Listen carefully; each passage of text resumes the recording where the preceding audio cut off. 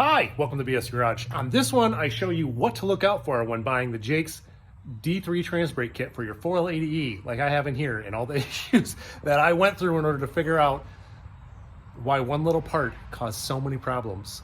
Let's go.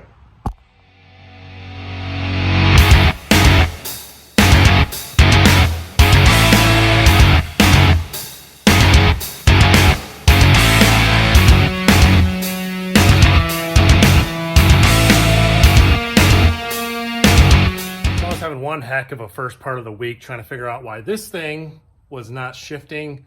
It is a 4L80E that I picked up from a buddy, did a full rebuild on it, threw some heavy duty clutches in it, and then also the Jake's D3 transbrake, and that's where the issue lied. I actually I went through some of the wiring and I didn't catch it when I should have caught it, right?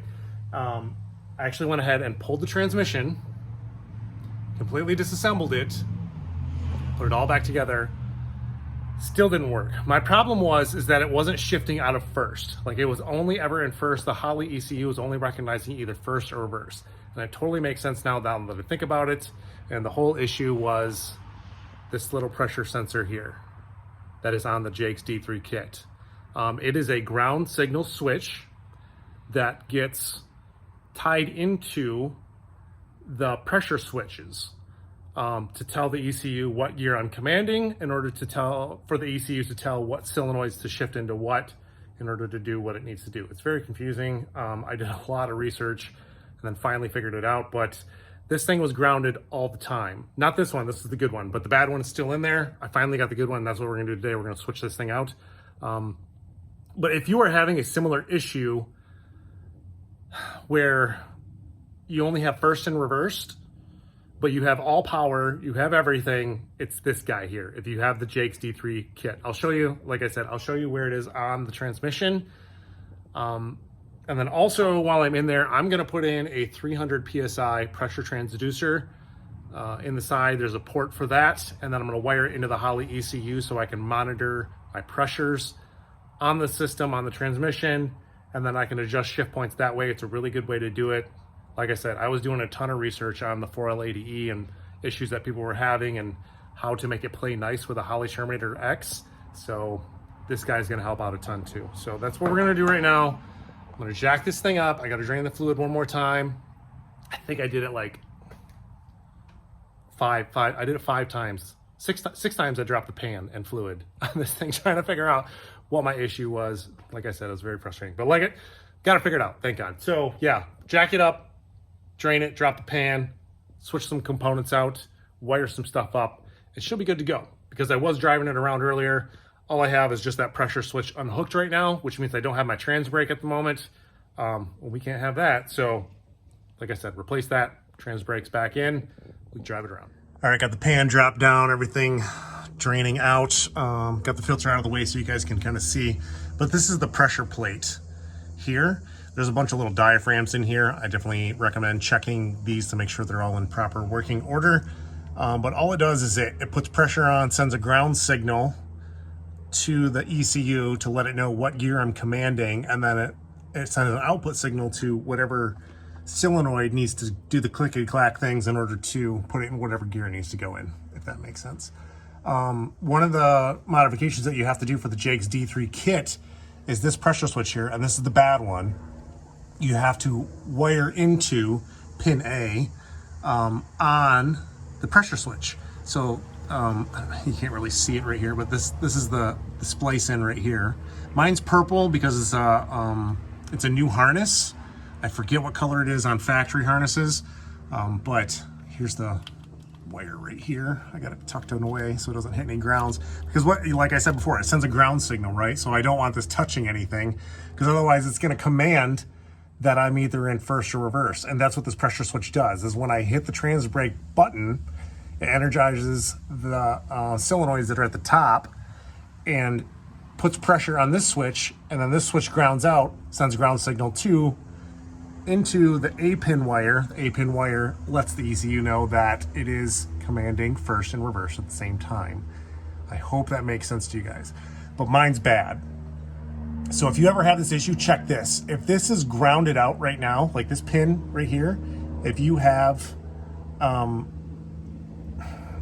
like ohms on this, or 0 ohms, or close to, it's wrong, you know, for the resistance. It's supposed to be, I forget how you say that.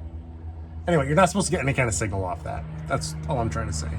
So I was, and then the Holley ECU was just thinking that I was always in first or reverse, and that was my whole fiasco. So I'm gonna pull this out. I'm gonna go over it with an ohms meter to let you know like what you should be looking for, and then I'm gonna put the new one in. And then I also have the pressure transducer in. You can barely see it, but it's right there. There's a little port, 1/8 inch NPT port on the side of the 4L80. Mine's a late model. Where did I put that thing? Right here. So this is the little port you can take out, and then you can put the 0 to 300 pressure transducer. I'll leave a link to that in the description below on what I'm using. And then we're gonna go ahead and I'm gonna create a little harness for that, and I'll show you where to tap it into the Holley ECU. So I got both sensors here. I wrote good on this one so I don't get them confused. But I just want to show you the difference. So when it's hooked up, you shouldn't get any kind of continuity between the two. And I just have it on the beep setting right now. So you touch, beeps, right? Simple. Nothing. Nothing on the good one. That's what you want. Nothing. Bad one. Yeah, she's beeping. I forget off the top of my head, but I'll leave a description of what the part number is for this guy down below so you can find one online. After my third phone call to Jake's Performance, I'm just going to say that I wasn't impressed. First 2 calls, I explained to them what was going on. He basically told me it was the Holley ECU's fault. And then after the third phone call, after I figured out that it was this guy, in fact, they did not even offer to send me a replacement or any kind of apology or anything. I mean, that to me is a quality control issue.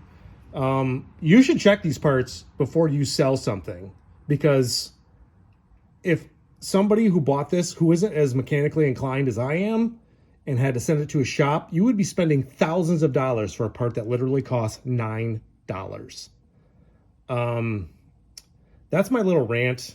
Again, not happy with Jake's Performance on the whole situation, for them not even honestly giving a crap, to be honest with you. I mean, thankfully they took my phone call and they gave me a part number on what I should buy. But even though I told them, hey, I bought this brand new from you guys, I installed it and it was bad, nothing. Maybe I was too nice about it. I don't know, because I try to be a nice guy and give people the benefit of the doubt. But like I said, they did not give a crap. But I have the new one and I have a solution. So hopefully if you guys have the same issue, you guys come across this video, you know the fix right away, so you don't have to go through all the problems that I had to go through, or all the diagnosing that I had to go through in order to figure out that $9 part. Super fun, right? Like I said, I've got a good 20-30 hours in of pulling the transmission, like I showed you before, disassembling it, thinking that I mechanically did something wrong, a lot of wire testing. I'm just ranting at this point. But like I said, I'm not happy about it. Figured it out. We're going to put this in, forget that it ever happened, and enjoy the car. All right, so next up, I got to wire in that transducer, right? So let me see if I can show you. So this plug here off the Holley Terminator X system usually has like a dummy end on it. I have it plugged in right now to this because I have a flex fuel sensor. I got this from Sloppy Mechanics.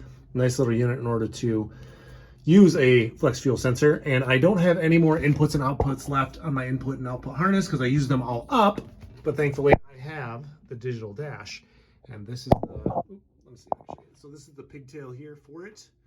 I'm going to go into pin 18 because that can be used as a 5-volt signal, and that's what we need for this sensor. I have one of these wires here with that end on it. Basically you just you push down on that tab, pull the dummy out, put that in, and then put the tab back together. Real simple. I know a lot of these videos don't really show the wiring portion of all of this, so I'm just kind of trying to show you like what I'm doing in order to get the correct signal to the ECU in order to program it all.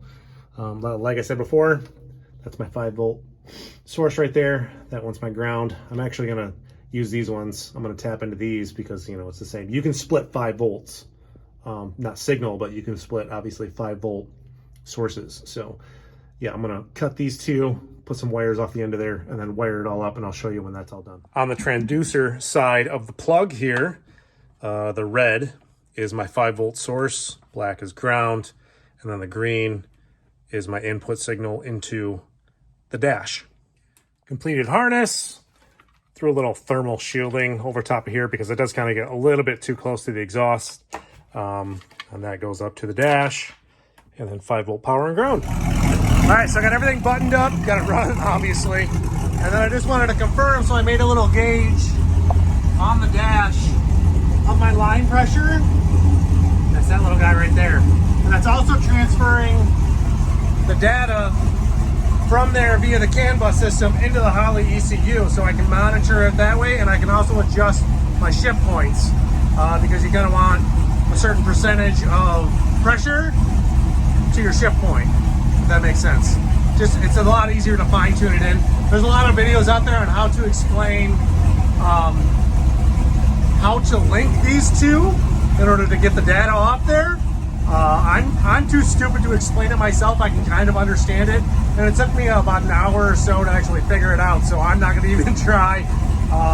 You guys can look that up on your own, but I am getting, you know, 100 pounds of pressure at idle when it's hot. Like, it's my line temp 124, coolant temp 187 holding, so yeah. So I would totally drop it on the ground for you guys and test that all out, but there's a bunch more work I have to do underneath the thing before I can do that. That'll be on an upcoming video for sure. Again, if you guys buy the Jake's D3 transbrake kit for your 4L80E, just test that one part. Or if you have other issues, hit me up, because I went through literally everything to try to figure stuff out. So yeah, anything that you think that maybe I could help you out on, just leave it in the comments below. And I try to do my best at getting back on those comments. Yeah, hit that like, hit that subscribe. Again, a lot more coming up with this car soon. Soon we'll be able to post some videos of burnouts and cool stuff. That's my plan. Thanks for watching, guys.